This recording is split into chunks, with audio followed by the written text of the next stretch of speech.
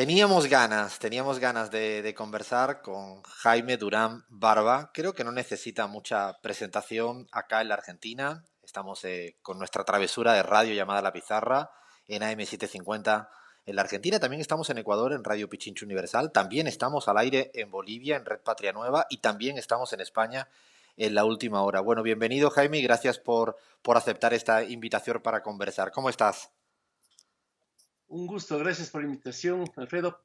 Pues encerrado por la pandemia, hipocondríaco y asustado. Pero bueno, así tocó. Toca, y además lo decíamos fuera de micro, ser hipocondríaco en esta época de la vida no es, creo que es lo más saludable ni consejero, ¿no? Creo que es lo peor del mundo, sí, sí. Yo eso sí lo tengo muy agudizado, así que vivo en un departamento encerrado, es un departamento amplio. Vivo ya en este departamento 40 años, así que también es muy mío. Y salgo los fines de semana a una casa de campo que tengo a 30 minutos de aquí, que igual es muy de mi familia antigua, pero muy linda. Tengo muchas plantas, animales. No se produce nada, pero se produce paz. Entiendo que estás en Ecuador, ¿no? En Quito. Sí, estoy en Quito, estoy en Quito. Yo nací acá, soy ecuatoriano, y como tú conoces bien Ecuador, pues acá hay dos países, costa y sierra, y yo soy bien serrano. Eres bien serrano, se nota mucho en el acento. Yo soy del sur de España, de Cádiz, y creo que si viviera en Ecuador me saldría el acento manabita o de Esmeralda, porque se nos nota. Bueno, Jaime Durán Barba es conocido por haber escrito mucho, es profesor universitario, El arte de ganar, la política en el siglo XXI, Mujer, sexualidad, Internet y política, los nuevos electores latinoamericanos, consultor político. Y habría mucho de lo que hablar, pero quiero hablar por Ecuador. Estamos a nada, a pocos días de la segunda vuelta presidencial, y me encantaría saber ¿cuáles son los principales rasgos característicos de esta campaña electoral, desde lo conceptual y teórico, que yo creo que es la mejor manera de explicar las cosas? Mira, estoy en contacto con algunas campañas en distintos países y hay rasgos comunes. Mi impresión es la de que se aceleró con la pandemia la tercera revolución industrial. Hay un cambio profundo en la sociedad y lo que más me interesa a mí, en la mente de la gente. La gente cambió. La gente se volvió mucho más autónoma, hace lo que le da la gana, eh, cada vez quiere ser, cada vez quiere menos ser representada, pasa por encima de las instituciones, etcétera. La muestra más dramática de eso es lo que está pasando en Perú, en que los candidatos más populares llegan al 15%, 14%. Los otros están, hay cuatro empatados en 7% prácticamente, margen de error menos más. Pero uno dice, de pronto en Perú podían pasar a la segunda vuelta dos candidatos que tengan sumados entre sí el 20%. Eso es una hecatombe. Es una hecatombe. La Estaría, democracia Jaime, representa. estaría muy en relación con la votación que hubo justamente en las últimas legislativas en Perú, donde la fragmentación de los partidos fue absolutamente anómala, ¿no? Y histórica, sin parangón. Absoluta. Absoluta. Además, en la elección peruana, como en la primera vuelta ecuatoriana, asoman algunos tipos que en mi criterio son lunáticos. Podría pasar a la segunda vuelta un candidato cristiano que tiene una cantidad de pastores y sacerdotes, de candidatos, que dice que se flagela todos los días para conservar su celibato desde hace 30 años porque está enamorado de la Virgen María. Digo, cada uno puede creer lo que quiera, pero un tipo que cree esas cosas, en mi criterio es difícil que pueda ser presidente de un país normal. Y de esos hay varios. Hay otro militar que quiere reanudar la guerra con Ecuador. ¿Cómo es tan idiota el tipo? Cuando el 99% de los peruanos y de los ecuatorianos estamos felices de que haya acabado esa estupidez. Entonces, hay una locura. En el debate presidencial ecuatoriano, un candidato propuso algo muy revolucionario. Dijo que si era presidente, abriría relaciones diplomáticas con los países que se encuentran detrás de la cortina de hierro. O sea, un tipo que dice eso es un tarado. No, pero de eso hay cantidades. O sea, hay una descomposición enorme del proceso político en Ecuador y en Perú. En México no. En México estoy siguiendo también mucho lo de México. Ahí hay algo peculiar con el gobierno de Andrés Manuel López Obrador, Que sigue muy fuerte, que ¿no? Que sigue. Leía el último artículo que sacaba en El País y los datos de popularidad, de fortaleza, siguen siendo altísimos, por encima del 60%, habiendo superado 2 años ya de gestión y gobierno contra viento y marea, ¿no? Muchísimo, y hay un dato más. Yo estoy siguiendo las elecciones de gobernaciones, estado por estado. Morena, el partido de Andrés, está ganando en todos los estados de México, menos en Querétaro. Querétaro es un estado muy rico, tradicionalmente gobernado por el PAN, pero incluso en Querétaro podría darse alguna sorpresa. O sea, que el gobierno, que un partido gane en todos los estados de México la gobernación, no ocurría ni siquiera en el tiempo de gloria del PRI, porque cuando el PRI controlaba el país, en Baja California ganó el PAN, hubo varios estados que se le fueron. Andrés Manuel controlaría todos los estados mexicanos. Es un caso muy peculiar sobre el que hay que escribir y pensar porque es extremadamente interesante lo que hace López Obrador en México. Me quisiera ir otra vez a Ecuador. Faltan, insisto, poco. Yo diría que son dos candidatos donde realmente se perciben dos modelos antagonistas. Creo que si uno hiciera contraste de uno versus el otro, en todos los sentidos, desde su edad, una cuestión generacional, su historia de cada quien, lo que representan, lo que proponen. ¿Cómo crees que hoy en día la ciudadanía ecuatoriana hacia adelante podría dirimir? ¿Cuáles son como las variables explicativas, bueno, de la intención de voto, eso, a pocos días de una elección? ¿Qué pesa más a la hora de votar en el Ecuador hacia adelante? Hay distintas variables que están jugando. La una, el gobierno nacional. El gobierno de Lenín Moreno, que fue originalmente elegido por el partido de Rafael Correa, es el gobierno más impopular de la historia del Ecuador. Yo tengo registros desde hace 40 años y nunca hubo un presidente con 9% de aceptación. O sea, es una locura. Su partido sacó el 1.4% de votos y después además le expulsaron del partido. O sea, es una hecatombe.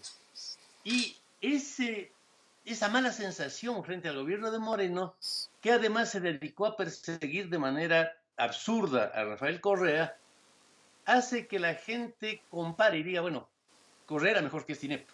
Ujú. Y ayuda al candidato de Correa y a Correa en principio, porque, como te digo, es un caso excepcional. Nunca hubo un gobierno con tanto rechazo en la historia ecuatoriana, ni tampoco uno que se dedique tanto solo a perseguir a un político. ¿Y cómo Eso fue crees absurdo. que eso que estás planteando, Jaime, le afecta al candidato Guillermo Lasso cuando buena parte de la votación en estos 4 años, y he podido registrar cómo participaron en la Asamblea, ha sido más de un 80% votando conjuntamente? ¿Cómo arrastra a Lasso el efecto Lenin o lo logra amortiguar de alguna u otra manera en campaña? Mira, lo que pasa en Ecuador es semejante a varios países. Nadie sabe qué pasa en el Congreso. Nadie. Los congresos son unas burbujas en que hay unos energúmenos que se gritan entre ellos. Y a mí me ha pasado varias veces en Ecuador, en México, en Argentina. Hablo después de una sesión del Congreso con un diputado y me dice, ¿viste cómo le fundí para siempre a fulano? ¿Y quién se enteró de que le fundiste? O sea, son unas burbujas esquizofrénicas los congresos, siendo además muy desprestigiados. Creo que en Perú nada hay más desprestigiado que el Congreso peruano. Sí, Es pasa puramente. generalizadamente en toda América Latina. Sí, en toda América Latina, pero te diría que en Perú de manera mucho más aguda todavía. Yo creo que en Perú, si tú pones en tu currículum como candidato que eres diputado, la regaste. Es muy mal. Y si pones en Ecuador que has sido banquero, ¿la fregaste o no? Sí, sí. El caso de Lazo es que ya se sabe eso de hace muchos años, lo ha afrontado de alguna manera y es un dato que ya está. Los ataques tienen eficiencia cuando son nuevos, cuando son algo nuevo. Y bueno, he estado trabajando mucho por mi curso en la Washington, que me apasiona, con los últimos textos de varios autores de Gladwell, que tiene este texto tan interesante de no se puede cliquear la revolución, como él dice. Él está muy en contra de la política del cliqueo, de la computación, de las redes. con Shirkis, que en cambio defiende el otro, ¿no?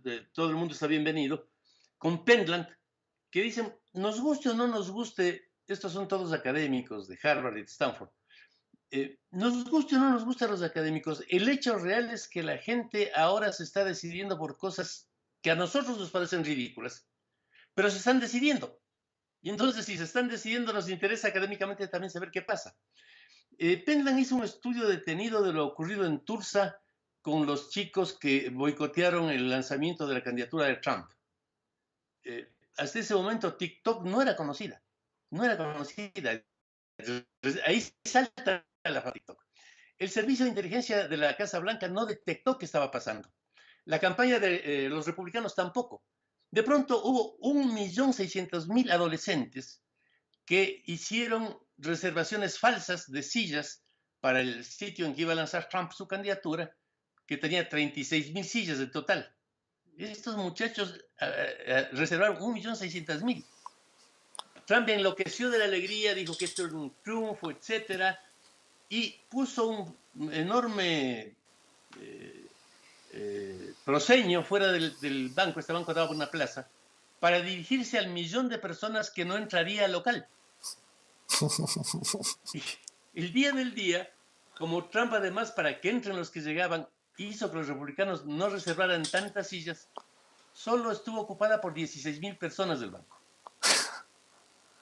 Entonces, la pregunta es, bueno, este es un hecho político. Gladwell dice, sí, pues son los idiotas que no tienen ningún proyecto. Sí, así parece. Pentland hace un estudio. Bueno, ¿quiénes son estos tipos? ¿Son prodemócratas? No. ¿Les gusta Biden? Tampoco. Les caía mal este viejo energúmeno que estaba en la Casa Blanca. Agarraron una canción, un baile, que, ni muy contemporáneo, la lambada. Bailaban esta lambada, consiguiendo 2 entradas, y ya le jodimos al viejo, ya, listo, la lambada. Eran chicos que estaban jugando y produjeron al presidente de Estados Unidos, ni más ni menos, le produjeron un golpe descomunal. Entonces ahí Pendan dice, bueno, hay que investigar qué pasa con estos tipos, algo raro está pasando. La política del cliqueo que Gladwell rechaza es un hecho desagradable, pero es un hecho. Veamos por qué hacen esto. Y sobre todo Penland lo que hace es estudiar cómo ocurren estas cosas. Y da una fuerza importantísima a la red de contactos que tiene cada persona.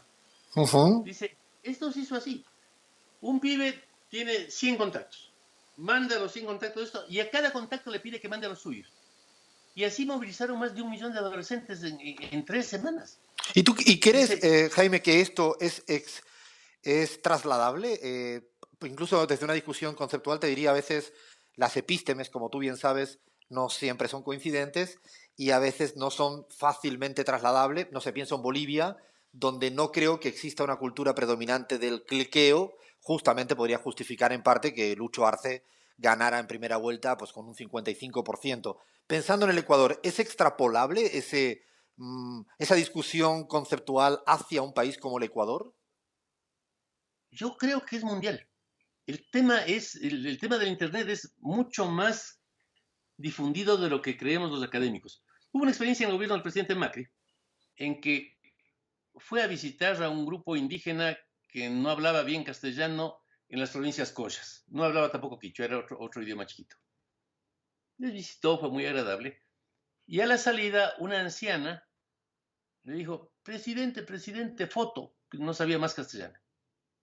Y él le dijo, bueno. Y la señora tenía un teléfono para tomarse la foto. Y el Macri le dijo, ¿y para qué quiere la foto? ¿Qué? Facebook, le dijo.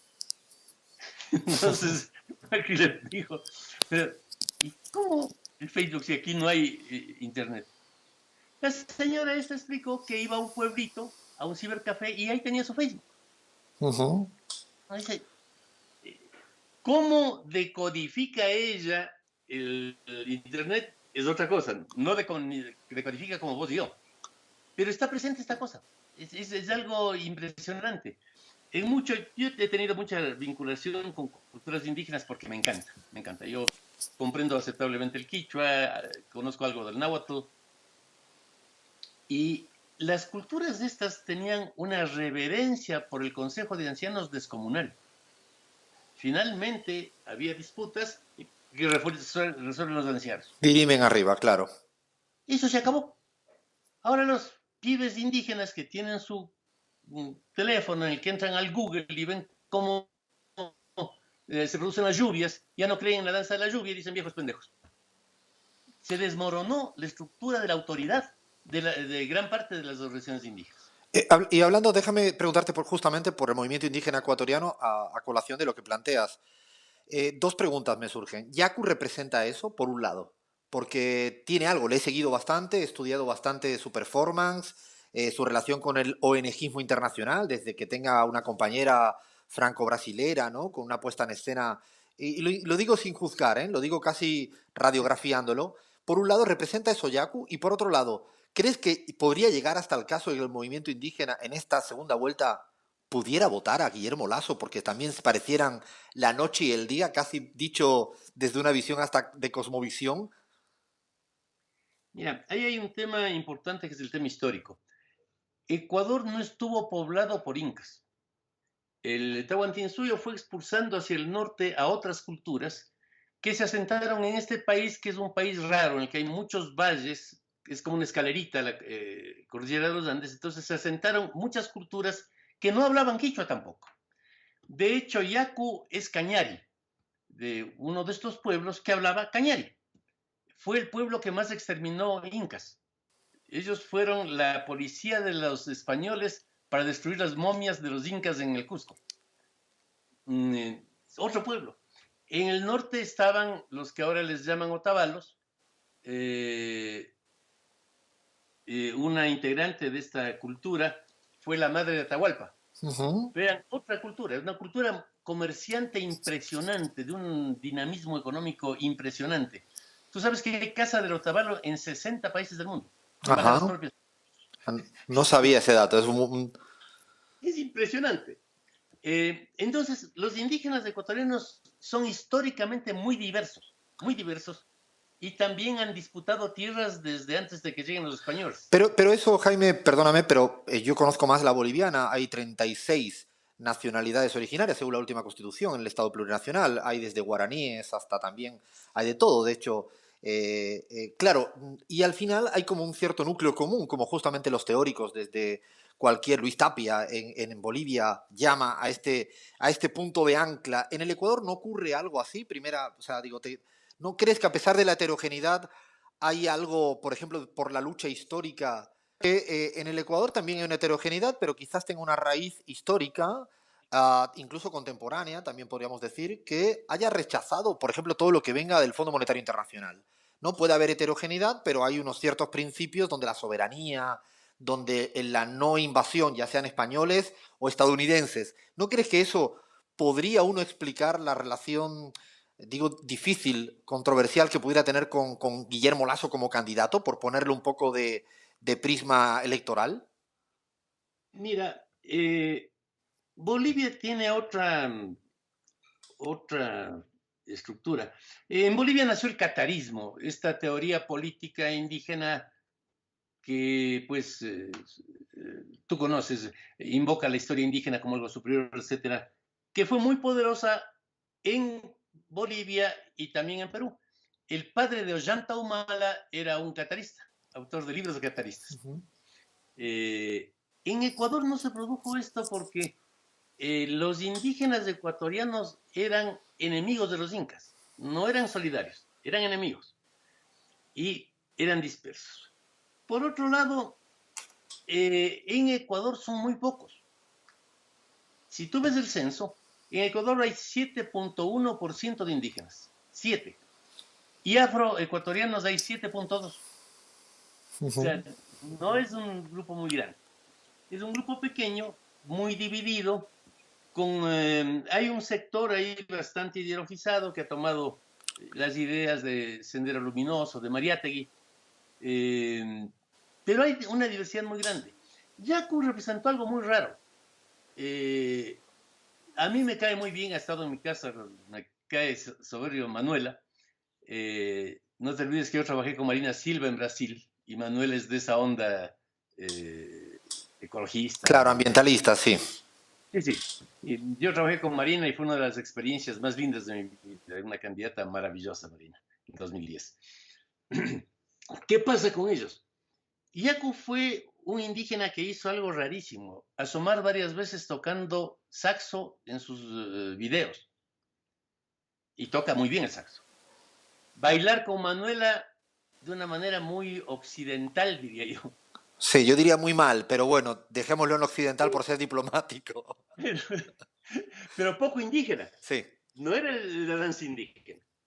Esto yo creo que a Yaku le dio una entrada importante en sectores juveniles urbanos del país, que están con el agua, el futuro ecologista, etcétera, etcétera, porque era muy aparente para eso. No era el típico indígena, sobre todo del centro de la sierra, panzaleos, que son más caídos, más callados, no se expresan.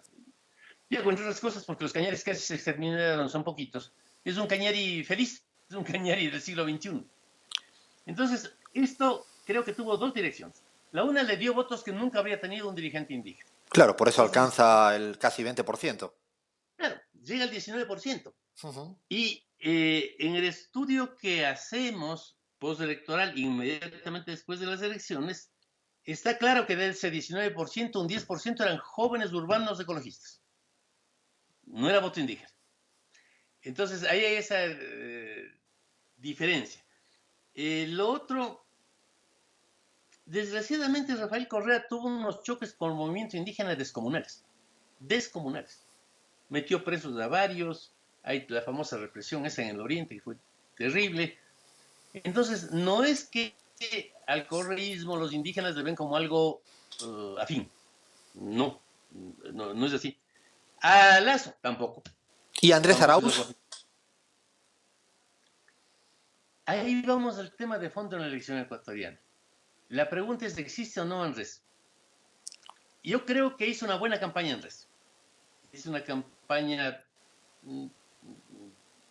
que, aunque parezca absurdo en un diálogo entre dos académicos, hay algo muy superficial que funciona, que es ser distinto.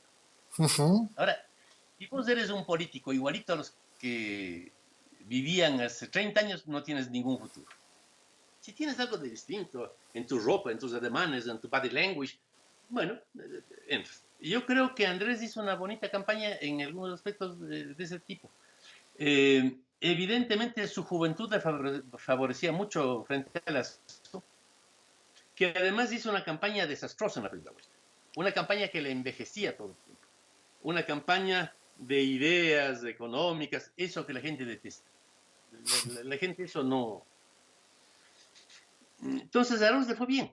Si tomamos no los votos válidos, sino los votos reales, es decir, sobre el 100% de los votantes, no solo los válidos, ¿qué es lo que saca?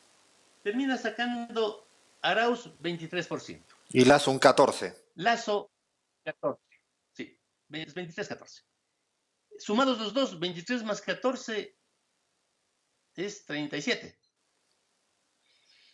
Y al 37% de los ecuatorianos les importa centralmente el tema de Correa. Ujú. A los demás no.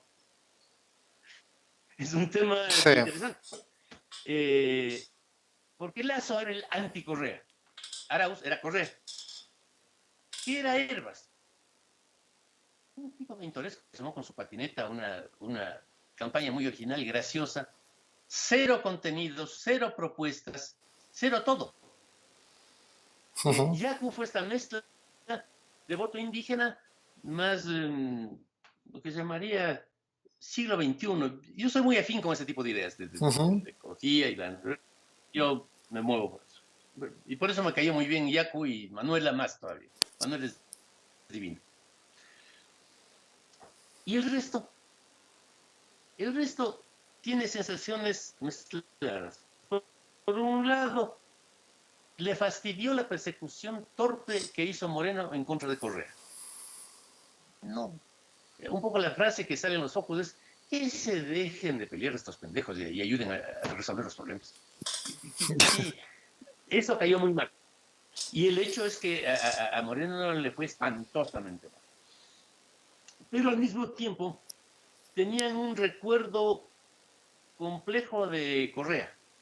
Correa vivió un momento económico estupendo del país con el petróleo a $100, etcétera. Hizo una obra importantísima, sobre todo visible, y eso en consultoría política es central. Algo que se ven son las carreteras. Ujú. Yo tengo esta propiedad cerca de Quito. Cuando yo era pequeñito, una propiedad que tiene mi familia hace 200 años. Hacíamos 3 horas para llegar. A 30 minutos. Con una pista además divina, no hay problema.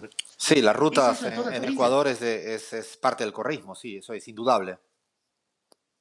Pero sí, incluso en la Amazonía Ujú, hizo rutas muy buenas. En la provincia de Manabí, que ujú. siempre le ofrecieron algo y nunca hicieron un camino, siempre esa provincia donde estás. Eso hizo Correa y eso fue positivo, queda en el recuerdo de la gente. Sí, esto no había antes de Correa. Bueno, pero el elemento que fastidió a la gente de Correa fue su temperamento, su violencia, sus amenazas. Eh, eso es, ese es el elemento más fuerte negativo de Correa. En el Y año a la vez, 2004, perdóname, Jaime, y a la vez podría ser el más positivo, ¿no? Por su autenticidad, su carácter, que siempre es bienvenido hoy en día en la política latinoamericana. Yo sí soy, creo que las fortalezas de los candidatos suman. El caso Argentina, Cristina Fernández de Kirchner sigue siendo la principal electora, o por lo menos de las principales, si no quieres asumir que es la principal. Podríamos ir a Brasil con el controversial Bolsonaro, si lo quieres ver desde una óptica más conservadora, de la derecha, el propio Evo Morales. No digo a lo mejor en este momento, yo digo un poco para poner lo que implica el correísmo con su totalidad, ¿no? yo te diría que lo de Rafael fue muy personal. Ajá. No fue tan... Cristina, bueno, defiende la clase obrera, izquierda, etcétera, y dice barbaridades. Evo fue una expresión de una política étnica importante. Es otro fenómeno. Rafael hizo cosas locas, parar la caravana presidencial para bajarse y caerle a trompadas a un pibe que estaba en la vereda haciendo una mala seña con la mano. Llevar a los estudiantes que tomaron una manifestación a que se hinquen en el palacio a pedirle perdón. Insultó a todo el mundo. Rafael tenía una cosa que se llamaba la sabatina. Todos los sábados a la tarde hablaba de seguidas. Y como no había mucho de qué hablar, insultaba de manera brutal a todo el mundo. Entonces, terminaron insultados los indios, los maestros, los obreros, los oligarcas, los banqueros, los políticos, los universitarios, todos. Era una bronca muy personal y eso quedó como huella muy fuerte. Rafael tiene un 23% ponle entre 20 y 25% de apoyo y tiene un nunca votaría de 65 definitivo. Sí, O sea, en eso podríamos quizás discutir. Yo creo que la imagen de Rafael es mayor, otra cosa es la intención de voto directa. Y para mí, la imagen o la intención de voto, después de tanto tiempo, un 25 o un 30 después de 15 años, es mayor, no matemáticamente, pero sí política y electoralmente, que una persona como Yaku, que recién empieza, dicho de una manera un poco frívola, ¿no? Eso, digo, la matemática, como bien conoces en política, no es un 30 de Rafael versus un 50 de Ayacu en un momento, porque, claro, el nivel también de demonización ha sido elevado, ¿no? Y que también tiene un efecto trade-off. sí, hay otro elemento importante. Yo me fui del país hace unos 20 años más o menos. Me harté de las costas. Me fui primero a México, después estuve en Argentina y solamente hubo una campaña a la que vine. Un chico al que conocimos en México se lanzó al alcalde de Quito. Yo no le había seguido mucho la pista tampoco. Era mi socio Santiago Nietos y su amigo y vine a ayudar. Mauricio Rodas, Sí. el candidato a alcalde de Quito. Sí, que le gana a Augusto Y una cosa Barrera, bien ¿no? interesante, Augusto fue un buen alcalde, uno. además de ser buen alcalde, y no siempre se sigue, tenía buena imagen. En ese momento Correa tenía en Quito 75% de positivas. Estaba muy bien. Y bueno, Augusto quería ser reelegido. Augusto es un tipo preparado, solvente. Creo que digámoslo así, merecía la reelección. La campaña de Rodas fue una campaña en la que en la primera encuesta empezó 16 a 64. Rodas 16, Augusto Centro. Fue una campaña totalmente de esto que hablábamos hace un rato, el TikTok, el chiste, frescura total. Bueno, avanzó la campaña, hubo un momento curioso en que el debate ayudó mucho, ayudó mucho a instalar esto que se llama Penla el meme drop, un elemento publicitario que cobra vida propia y juega solo después. En el debate lo que hizo Rodas fue perseguirle con un chocolate a Barrera. Sí.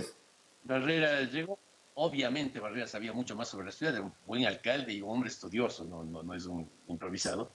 Sabía todo sobre la ciudad. Si discutían sobre la ciudad le hacía pelota. Y el otro le empezó a jugar, estás muy aburrido, Augusto. Comete este chocolate para que te mejore el ánimo. Y le dijo eso todo el debate. Augusto no es una persona con mucho sentido del humor, se enojó mucho, se descontroló y la ciudad lloró de la risa de este pibe que le había fastidiado al hombre que parecía mayor. Yo en la tarde de ese debate fui a un hospital porque mi salud es medio quebrantada y mi hipocondría la grava. Y había unas 8 personas ahí que no conocía. Yo tengo un nivel de conocimiento. Señor Durán, ¿usted le conoce a este Rodas? No, les digo, ¿por qué? Parece que es un chico maravilloso, pero recibió al alcalde con un chocolate, qué cosa tan maravillosa. Eso parecía que movía la cosa. Si él hubiese tenido una buena exposición sobre cómo solucionar el problema del tránsito, nadie entiende qué es el tránsito y fue una buena exposición. Aquí tengo La una... verdad es que... perdóname, Jaime, en este punto me, me evoca una duda, una pregunta. A veces uno, y en el caso tuyo como consultor político, no te preguntas si después de sugerir lo del chocolate, no digo que haya sido tú o si lo fuiste o quien fuere, da igual, la persona que fuere. Y frente a los problemas cotidianos preocupantes y acuciantes de la ciudadanía, uno no se pregunta después a la hora de irse a la cama por qué di gasolina, nafta a la superficialidad del debate político. Te lo digo así como, ¿has tenido este tipo de duda después de acompañar a Macri en alguna sugerencia? ¿Te entra este tipo de duda o crees que no es responsabilidad tuya para ponerlo todo encima de la mesa? Ni de Macri ni de Rodas tampoco. La gente está viviendo así. O sea, No hay si la gente habla duda, no hay duda, Jaime, te das cuenta que no te entiende. claro, pero no hay duda que, eso es cierto, pero no hay duda que el político o la persona que tiene una mayor portavocía, es como si habla Messi, yo que soy muy futbolero, tiene una responsabilidad mayor que si habla pues mi mamá, que seguramente la va a escuchar menos gente. En ese punto, ¿te lo has preguntado alguna vez o no te genera la más mínima fricción interna? Absolutamente. El candidato, yo creo que debe ser una persona preparada. Sí, yo he trabajado siempre con gente en cuya capacidad confío. Eh, pero su misión es ganar las elecciones. En eso yo fui alumno de los viejos fundadores de la consultoría y Tony Schwartz tiene este libro maravilloso, El acorde comprensivo, en que dice, cuidado, intente educar en una campaña. ¿Y La después de la campaña no es para campaña? educar. ¿Y después de la campaña? Después usted como gobierno debe ser responsable. Pero es otro lío. En la campaña usted tiene que ganar las elecciones. El símil que ponía Tony es que si tú subes al escenario para interpretar en un piano una magnífica pieza de Beethoven, llegas y dices, uy, está desafinado esto. Espere público un rato, voy a traer un destornillador, voy a afinar el piano. Te sacan a patadas. Lo que Schwartz dice es, usted es candidato, está ante un piano, que tiene teclas negras, elementos negativos, teclas blancas, elementos positivos, y está desafinado. Su deber es tocar, y por eso el libro se llama así, el acorde comprensivo, un acorde que provoque que esa gente le aplaude. Si está medio desafinado o no, ya verá después qué hace, pero usted está en ese momento frente al piano. Entonces, yo creo que es así. Hay que comunicarse con la gente haciendo la campaña desde los ojos de la gente. Claro, en eso sí coincido totalmente y además No nos concuerdo. enrolamos. Lo que sí te preguntaría, por ejemplo, por ir acabando, pues estamos ya casi fuera de tiempo, el, Sí. hay candidatos que cuando llegan a ser presidente, y estoy pensando realmente en Mauricio Macri, no lo puedo disimular, siguen creyendo que son candidatos, no gestores ni presidentes, y eso es una de las grandes fracasos de gestión que hoy en día creo que tienen algunos presidentes. Me parece que el caso de Macri, después de 4 años, en materia económica y tantas otras variables, pero podríamos poner otros casos, como un poco una suerte de, dicho en ecuatoriano, boliviano, chuchaqui, chaki, resaca, de lo que disfrutan o el hábito construido en una campaña y que quizás no se pasan, no le ponen el freno a la hora de llegar a gestionar, que como tú bien sabes es otra cosa, es otra historia. Puede pasar con algunos, no creo que fue el caso de Macri. Está el libro de Owen sobre el síndrome de Ubris, que es importantísimo para entender este tema. Yo he tratado bastante de cerca, porque por nuestra profesión no... Cuando hablamos con un presidente hablamos a fondo, horas enteras.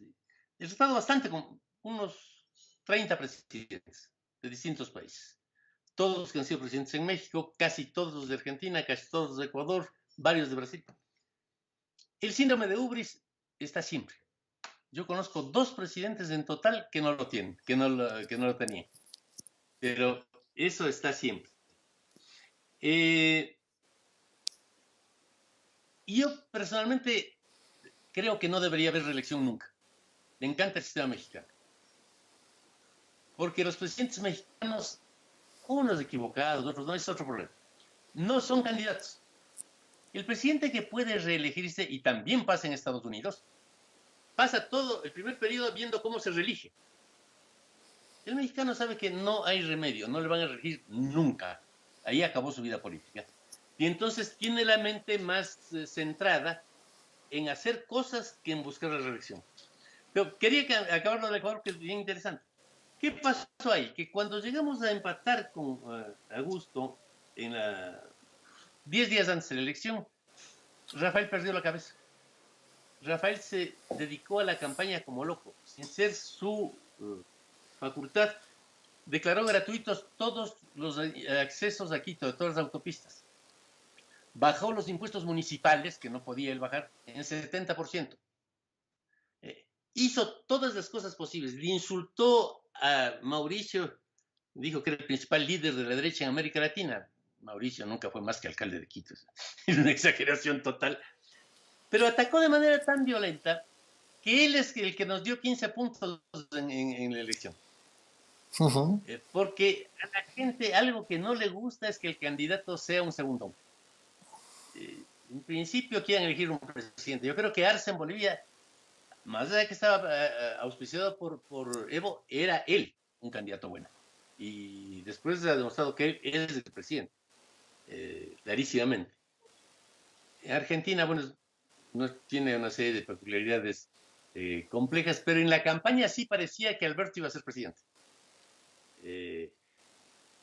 Al asomar tan violentamente, al irrumpir Rafael sobre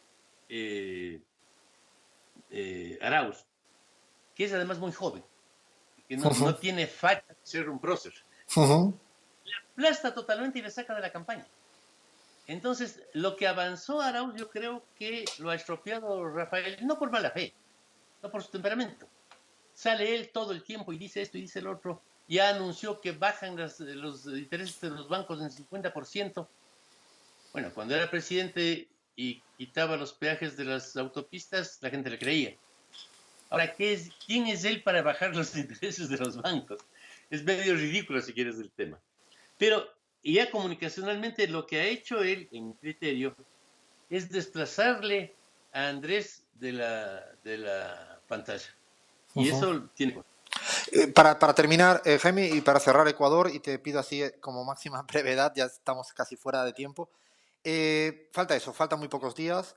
Hay un voto en disputa todavía con muchos interrogantes. En el caso ecuatoriano, la partida está ajustada. Hay encuestas de todos los colores y de todos los gustos, como suele pasar cada vez que hay una elección.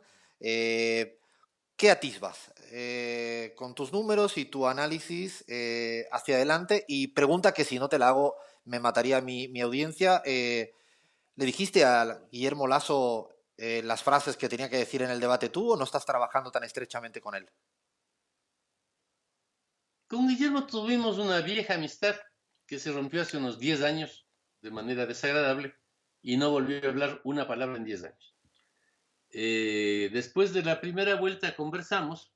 eh,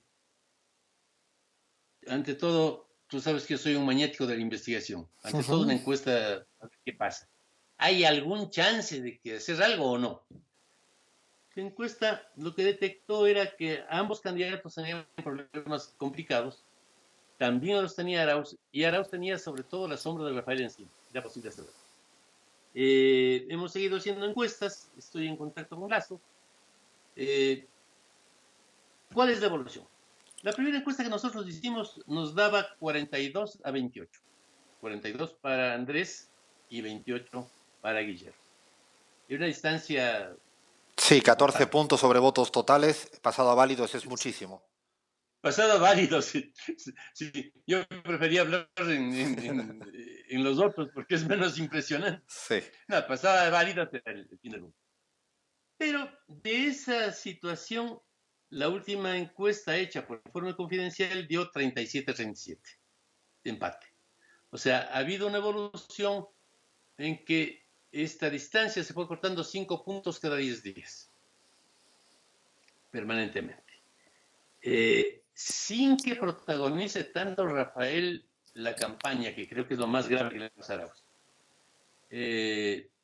Habiendo entrado Rafael con tanto entusiasmo, yo no tengo ninguna bronca con nadie. Yo no he defendido, tú sabes, en mi columna en perfil varias veces a Correa desde hace años, no ahora, Ujú. contra la persecución que le hacía. No tengo ninguna bronca. Pero le hace daño este hecho de dejarle a Arauz, que es joven además, como un segundo. Eso le hace daño. Yo no creo que eso permita que reviertan la tendencia a subir de Lazo. Y mi impresión es que de seguir las cosas así, a menos que pase algo muy imprevisto que importe a los electores, Ujú. muy imprevisto que importe a los electores menos informados además, Ujú. porque los que discuten el Fondo Monetario y eso sí están decididos. Y esos que no tienen mucha idea de nada y les impacte algo, yo creo que va a terminar ganando Lazo con unos 5 puntos. Es la tendencia Sobre la que estoy voto observando. válido. Sí. Yo en eso, como tengo que decirlo al aire, creo que he visto un montón de encuestas. La situación pareciera más 2, 3 puntos todavía a favor de Andrés Arauz sobre voto total. Hay un porcentaje alto de nulos blancos indecisos, como tú bien dices, eso sí que es un disparo al aire, sobre todo ya lo hemos visto en primera vuelta. Una de las dudas es si ya Lasso llegó al máximo posible, ¿no? Si ya llegó al techo posible, porque políticamente a veces tampoco se puede crecer, incluso hasta como persona. Lasso no es una persona que tenga la capacidad de, por muy joven que se vista, no lo parece, o tiene una, incluso físicamente, le pasaba a Carlos Mesa, ¿no? Una dificultad más estética por su edad, por problemas Sí. de salud. Estas cosas limitan. ¿No lo ves así que esto pudiera ser un efecto hasta aquí llegó? No veo claro eso y creo que la irrupción de Rafael le hace mucho daño a Andrés. Uh -huh. Es muy fuerte. Porque Andrés no tiene un... A ver, yo lo respeto mucho, me parece una buena persona, pero no tiene una imagen consolidada.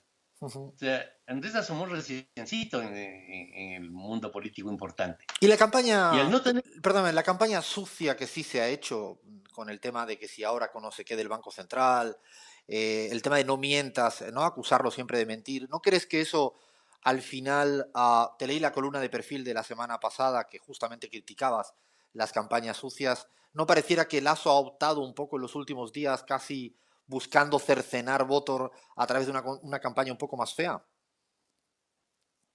No, he conversado a lo largo con Lazo. Personalmente soy opuesto totalmente a las campañas sucias. A mí eso de andar buscando si el fulano hizo ni sé qué y el papá tenía un negocio, me parece asqueroso. Y más que eso, me parece ineficiente. La gente se percata de cuando haces una campaña sucia y no termina funcionando eso. Esta cosa de Arauz y el Banco Central, si trabajaste 12 años de un banco y te compran la renuncia y te pagan, ¿qué tiene de malo eso? ¿Qué es lo? Digo, para el votante común, es Claro. normal, es lo que hace persona, ¿cuál es el lío? Lo otro, lo del Andrés no mientas otra vez, es un meme drop, es un elemento técnico. Que no es un insulto, no es decirle vos sos un ladrón, tu padre, no, no. Es una broma, porque el meme drop se define como algo gracioso. Si no es gracioso, no sirve. No puede tener contenidos ideológicos ni puede tener contenidos agresivos. El maestro del meme drop es Sanders, que en vez de productora tiene un especialista en meme drops de la Universidad de Nueva York. Entonces, cuando él asomó en la posesión de Biden, con esos guantes ridículos y esa silla, estaba produciendo un meme drop. No, es otra forma de comunicación. Ahora, en esta sociedad en la que todo el mundo es periodista, en que todo el mundo es político y demás, hay una manga de idiotas que hacen cualquier cosa. Es decir, no puedes controlarlo. O sea, para mí, esa acusación que le hicieron a Arauz de que estaba financiado por ELN y que Por el ejemplo, comunismo de Colombia es una idiotez total. ¿A quién se le ocurre que el ELN tiene en este momento el dinero y la fuerza para además prestarle $50,000 a Arauz? Lo cual, ¿a quién se le ocurre que el ELN sea un banco que presta y $50,000 no es plata en una campaña? sí. O sea, todo era una estupidez.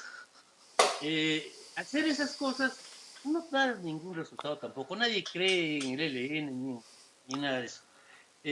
Una campaña sucia normalmente no funciona. Te hago la última pregunta. Me voy a Argentina para terminar. Eh, ¿Cuál es la lectura que haces? Primero, preguntas a ver si eso es posible hacerlo corto, es difícil ya. Eh, el macrismo se obsesionó demasiado con el kirchnerismo y eso ha sido una suerte de boomerang en términos de construcción de identidad política, electoral. Una cuestión que te pregunto muy puntual, y lo digo yo que vivo acá, y de verdad que, bueno, en todos los sitios pasa, pero el nivel de redundancia, cuando uno insiste tanto, tiene, dicen los economistas, que tiene un efecto marginal decreciente. ¿Crees que ha pasado algo de esto y se justifica la dificultad que tiene el macrismo o quizás tiene que reinventarse hacia adelante? Es una dificultad de la Argentina, porque tampoco el kirchnerismo se ha reformulado. Es el mismo kirchnerismo de toda la vida. Yo creo que si no no repiensa su situación y su proyecto uno de los dos grupos, va a asomar un tercer grupo que les barra. No, el tiempo ya pasó. O sea, yo siempre fui andariego y anduve de un lado a otro. Fui muchas veces a Perú, estuve en manifestaciones del APRA. En ese tiempo tenía sentido APRA, no APRA. Después Fujimori, no Fujimori. Para un pibe de 20 años, ¿qué es Fujimori? Un tipo que peleaba con San Martín, No, probablemente. no, y de hecho nosotros No tiene medimos, ningún... en la encuesta CELAC medimos todavía el clivaje fujimorismo y antifujimorismo, no existe, desapareció, no, No existe. prácticamente no está, no está en la sociedad peruana, ni mucho menos. Yo uso siempre como referencia a mi nieto, que es un chico muy leído, muy inquieto. Revisando carteles, que yo tengo muchos pósters de mi alocada juventud, estaba viendo un póster de Javier Heró, este chico maravilloso, un poeta peruano que murió en la guerrilla, le mataron los militares, tenía 18 años. Hizo un poema que decía, sucede simplemente que no tengo miedo de morir entre árboles y pájaros. Yo tenía este póster. Mi nieto me dice, ¿y eso qué es? Es un guerrillero, un chico que era una maravilla, un poeta, y escribió este poema. ¿Qué le pasó? Le mataron. ¿Qué era un guerrillero, abuelito? Un guerrillero. No existe la Bueno, la categoría gente ya sabe. en el siglo XXI. Quería luchar por la justicia. ¿Y para qué se iban a la montaña? Mm, bueno, porque así eran las costumbres, digo, no me jodas más. Oye, y Esto significa que él se fue a un sitio en que había muchos pajaritos, ¿sí? Y este tarado fue a asustar a los pajaritos disparando. A mi nieto lo que le inquietaba era que se haya ido a asustar pajaritos. O sea, estamos en otro mundo. Pero ¿no crees A que mí la el ramo tradicional Argentina, siempre... Jaime, no crees que la Argentina, yo alguna vez te escuché y nosotros lo medimos, el clivaje o la identidad política peronista sí la llegaste a subestimar? Porque yo sí creo que todavía sigue siendo en el imaginario, ¿no? De la gente, sigue estando más presente de lo que en algún momento considerabas. Es una identidad extraña. Yo fui a la Argentina a estudiar filosofía en la Universidad Nacional de Cuyo, en Mendoza. Yo siempre fui izquierdista y metido en manifestaciones y cosas. Fui presidente de la Federación de Centros Universitarios. Siempre fui de izquierda, pero en Ecuador casi no había obreros.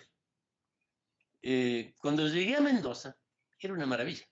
El movimiento obrero, la CGT, el peronismo. En Mendoza ganó Alberto Martínez Vaca, que era de la tendencia, de la Juventud Peronista. Izquierda, perfecto.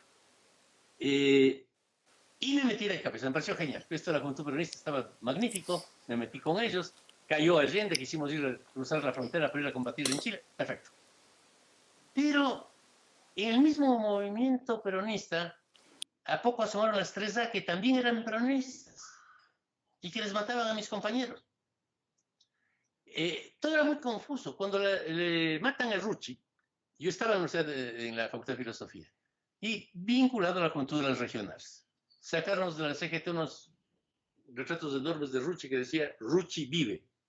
Y la Juventud Peronista de Mendoza ponía debajo, pues lo volveremos a matar. Y Rucci también era peronista. O sea, es complejo qué mismo es el peronismo. Pero en la actualidad, Argentina, ¿no te parece que sigue estando y que todavía es lo que le permite seguramente a Alberto Fernández, al kirchnerismo, tener como un sólido pivote, ¿no? En términos políticos y electorales, incluso de cara a las legislativas intermedias que tienen que ver este año? De Lo hecho, del sol, el macrismo tuvo que hasta buscar un candidato a vicepresidente procedente de ahí y dice casi todo, ¿no? yo no diría, tiene un pivote. Mi impresión es que tanto el peronismo como el macrismo, la discusión política argentina es muy atrasada. Nuestro país está discutiendo todavía cosas del siglo XX a lo mucho. No te digo que esté mejor la situación en Perú, en Ecuador, no.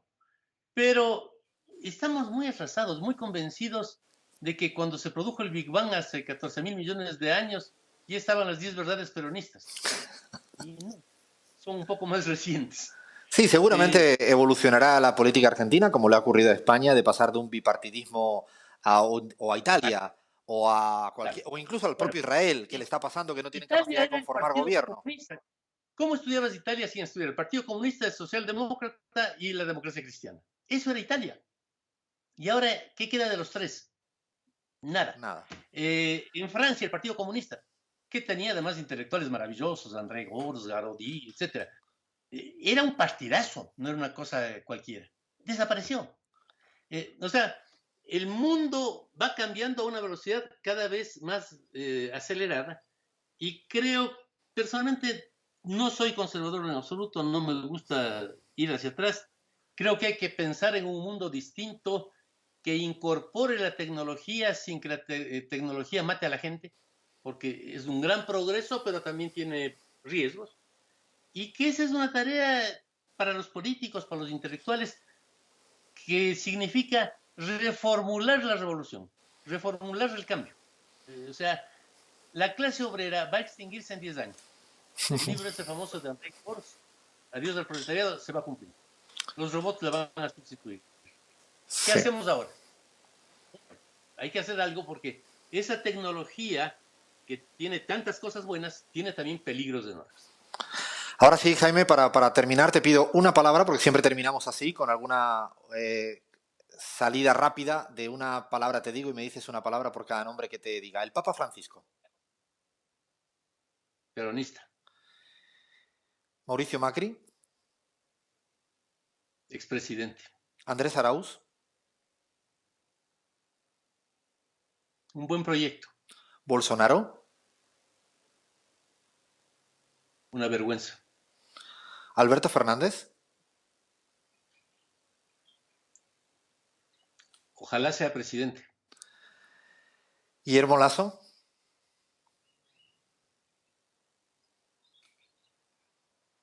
Una incógnita, Durán Barba.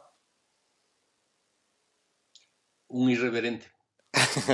Mil gracias, Jaime, por esta linda charla que espero que hayan disfrutado todos en AM750 en la Argentina, en Radio Pichincha Universal en el Ecuador, en La Última Hora en España y en Patria Nueva en Bolivia. Seguramente estaremos conversando en otra ocasión.